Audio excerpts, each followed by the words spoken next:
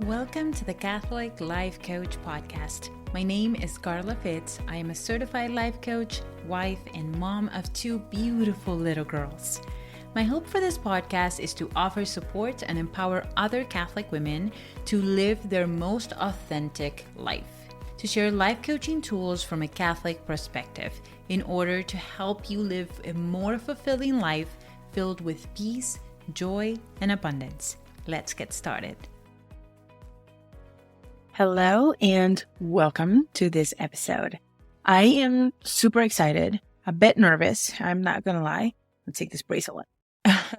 Because I'm starting this experiment. I'm going to call it an experiment because I just think it's one of those things that in order for us to grow and to make some changes and to reach more people, we have to be willing to experiment. This is something that I have been trying, and not just trying, but just living in my day-to-day life when it comes to anything in my life. When it comes to my motherhood, when it comes in my marriage, when it comes to my friendships, when it comes to my business, everything is being willing to try, being willing to mess up and not get it right. It's being willing to experiment. One of the reasons why I fell in love with experimenting and taking life in a much more light way and just taking it as a playful thing where you get to experiment, where you get to try new things, where you get to be really bad at something and then get really good at it. It all started with my weight loss journey. So for those of you who do not know, I came upon life coaching or across life coaching because I was 100 pounds overweight. I had my two little girls. I got married and then I got pregnant 6 months after getting married. And then I gained a lot of weight in that pregnancy. And then I was never able to lose much of that weight from the first pregnancy. And then I ended up getting pregnant again with my second one. And when I got my two beautiful girls, I had 100 pounds to lose. And I had tried just about anything out there that I could try in order for me to lose the weight, in order for me to feel healthy again. And it was hard because I believed it to be hard. But no matter what, I kept trying. It was one of those things that it was non-negotiable. My two options was to be just uncomfortable by trying something new and just uncomfortable, not eating certain things, or I was going to stay where I was at, feeling also uncomfortable with the extra weight. And so my heart was like committed. If I'm going to be uncomfortable either way, I may as well change. I may as well try something new in order for me to grow, in order for me to become the next version of myself, in order for me to be the mom that I want to be for my children, right? So that's how my journey started. And I fell in love with new things. I've always been one to be in love with new things. I'm not going to lie. I've never been one when I was 16, I left my country, Venezuela, to come to the US because I wanted something different. I wanted a new language. I wanted to learn a new culture. I wanted to meet new people. I wanted to travel. I wanted to see new things, right? And it wasn't that I was unhappy there. It was that I just desired change. And for me, desiring change and desiring to learn new things and desiring to be bad at something to then get really good at it, it's worth it because that is how we grow. That is like the foundation of growth. And I fully believe that God did not create us to live in a stagnant, you know what I mean, life where we just do not move forward, where we do not grow, where we are just safe all of the time. I think it's also very normal for us to desire a life, quote unquote desire, a life where it's just comfortable, where we don't feel discomfort very often. But in doing that, in staying in that life of comfortability, we become stunted. We do not grow. We do not change. And therefore, we don't experience new things. And that's how we end up living our life in a going through the motion way. And I never wanted that for my life. And I don't even know how I got into all of this rant, but the reason why I'm sharing this with you is because I want to do something new with my business.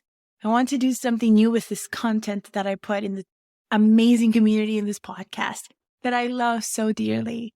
And because I wanted to do something new, I started thinking, okay, how can I put this content in different platforms? And what I decided to do was to start a new YouTube channel. So if you guys would rather watch this if you'd rather watch this podcast in a video form, then you are more than welcome to go watch those videos as well. And my hope is to reach as many women as possible because I think this work is life-changing. I believe that this content that I'm creating is something that needs to be heard, especially in a Catholic perspective, right? Because for what I knew prior to going into life coaching myself, there was a lot of talk of self-help is not healthy, it's not good, because you are trying to take the place of God and fix it yourself. What I would hear is that self-help was a way to solve your problems on your own and not need God anymore. And when I started going into life coaching for weight loss, I started recognizing how the mind work with life coaching helped me to make peace with my own doubt. The doubt that has not been placed in my heart and in my mind by God. It is either the devil inside of my head or my own humanity having doubt, having limitations. And those limitations are not meant to be there. We are meant to be in union with God. And what I found was that in life coaching, when I started working in my mindset, when I started working on what I believe to be true, things started shifting so much that I stopped focusing so much on myself and started desiring to focus on something bigger than me. I started focusing on Him. And what I found is that life coaching has actually helped me grow in my faith.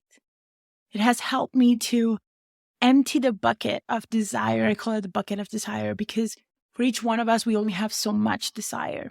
And when we are filling it in with worry and hurry, with outside pleasures, with food, with sugar, with other addictions, we do not leave space for us to be able to welcome God into our life.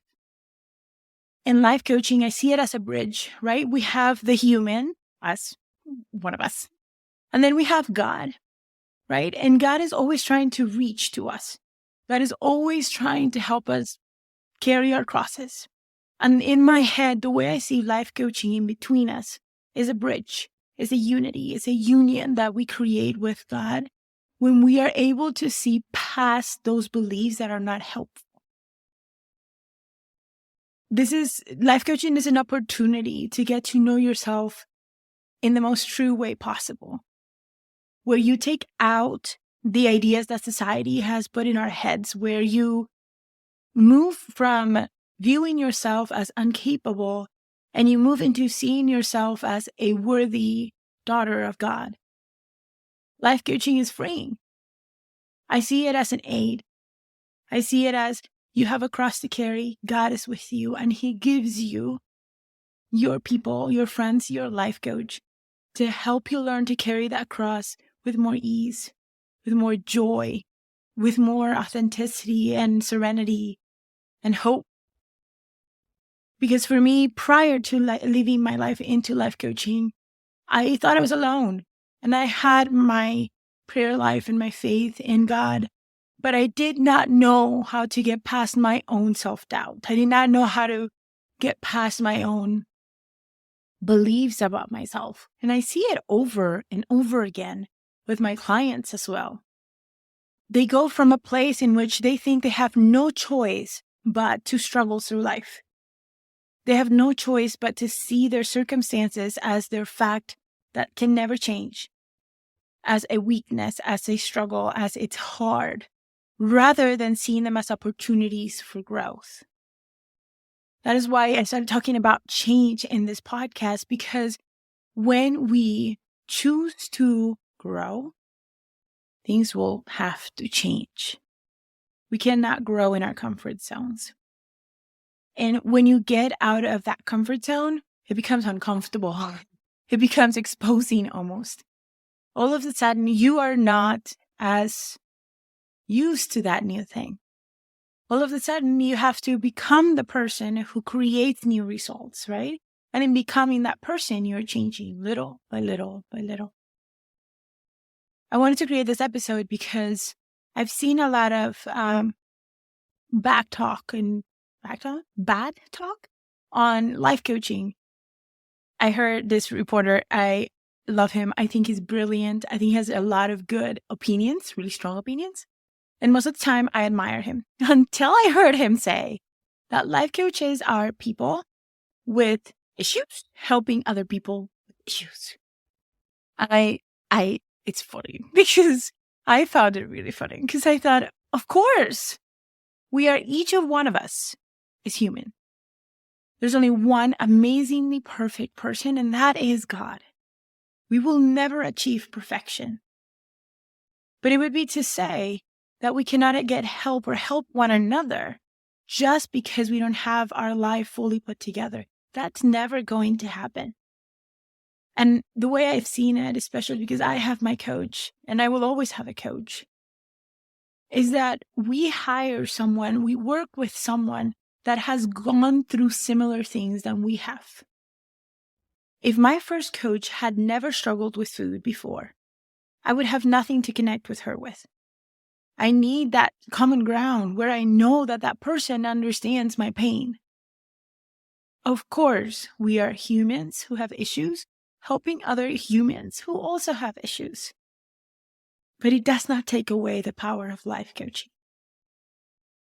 I also have heard people say that we cannot have life coaching in our faith, and that is so unbelievably wrong. I have a very strong opinion when it comes to that, because God created everything in this world.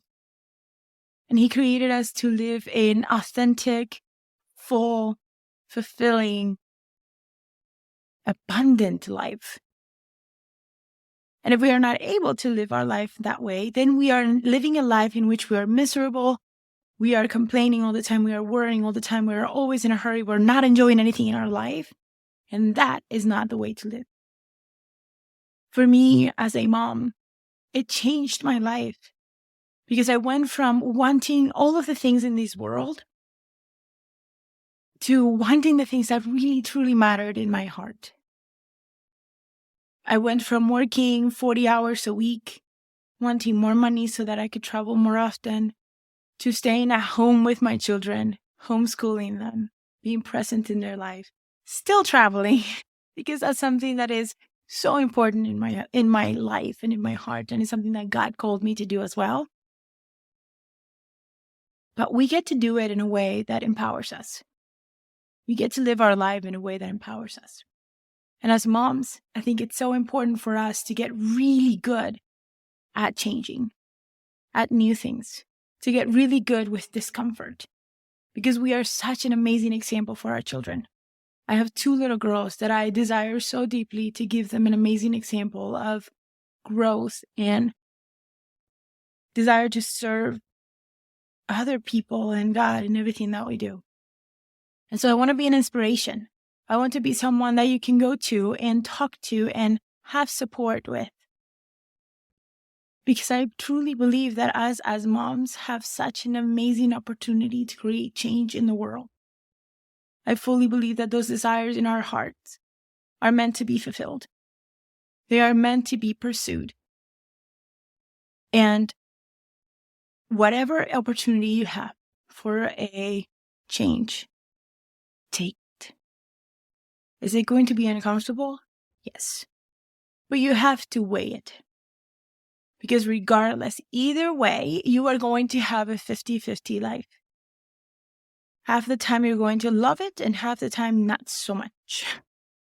But if God is providing you with an opportunity to make a change in your life, question yourself and ask yourself the following question.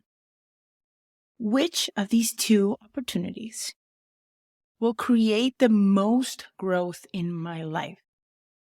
Which of these 2 opportunities will give me the chance to develop as a human being, as a mom, as a wife?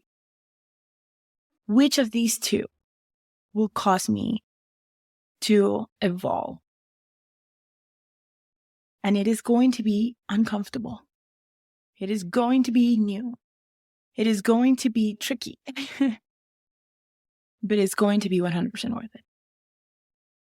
Uncomfortable, yes.